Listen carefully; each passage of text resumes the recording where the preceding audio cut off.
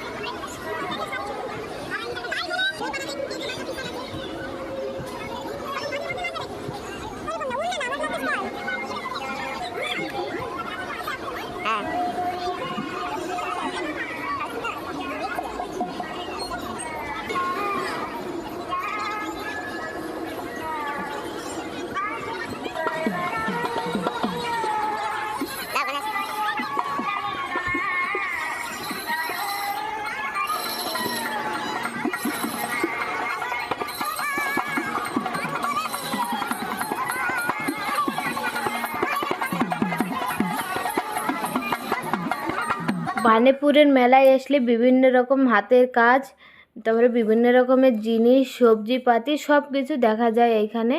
এই যে মাম্মাম এখানে এসে একটা মুখোশ নিয়েছিল আর একটা বাঁশি নিয়েছিল।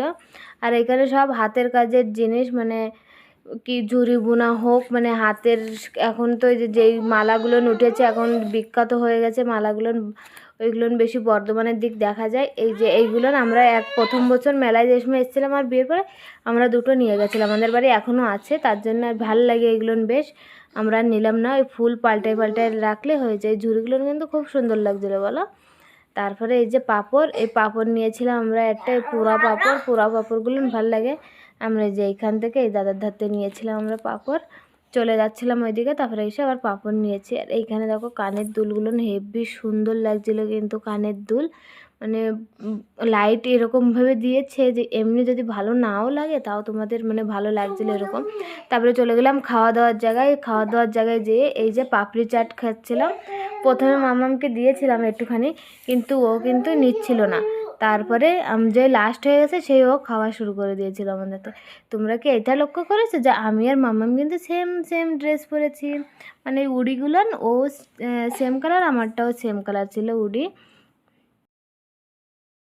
তারপরে চলে এসেছি এই যে এইটা হচ্ছে বাংলাদেশের পিঠে খাবো বলেই চলে এসেছি পিঠের ধারে। এসেই দেখছিলাম যে কী নেব, কিন্তু আমার এই মানে কি বলে কাচিপুরা বলে অনেকে, চিতল পিঠাও অনেকে অনেক নামেই ডাকে। আমি কিন্তু ওই পিঠে শুকনোগুলো নিয়েছিলাম, আমার ভিজা ভালো লাগে না।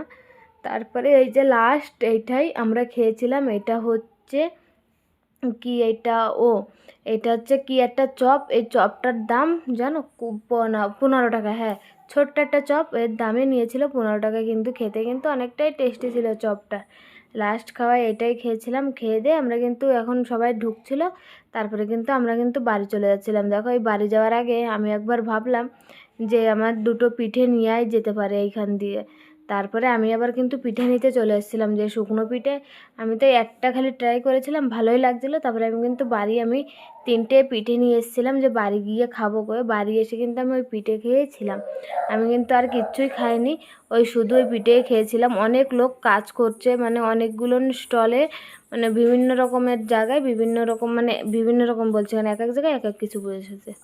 তারপরে এই দেখো হাতের কাজের এইগুলোও কিন্তু সব হাতেই পেন্ট করা জিনিস, মানে ঘর টট এইসব জিনিস, মানে তোমরা যেই জিনিস লাগবে এরকম জিনিস নেই যে বাণীপুরে পাওয়া যায় না। ভীষণ বড় মেলা, ভীষণ বড় মেলা।